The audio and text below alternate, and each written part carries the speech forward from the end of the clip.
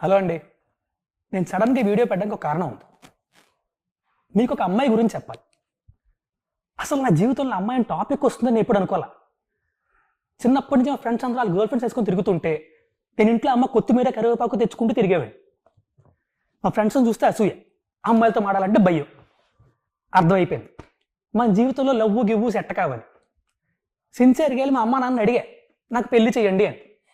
మొదట కంగారు పడ్డారు, కానీ తర్వాత నా కరువు అర్థం చేసుకొని ఒక మంచి సంబంధం చూశారు. ఇంకేముంది, పెళ్లి సెట్, మండపం సెట్, రాబందులు అదే చుట్టాలు వచ్చారు. పండగ తయారు చేసిన గంగిరెద్దులో పెళ్లి కొడుకు ఉంచేసి కూర్చోబెట్టారు. చిన్నప్పటి నుంచి సినిమాలో చూపించినట్టు ఓ అద్భుతంగా పెళ్ళి, ఆ తర్వాత అదేదో చేసుకుంటారు కదా అది అని గట్టిగా ఫిక్స్ అయిపోయింది.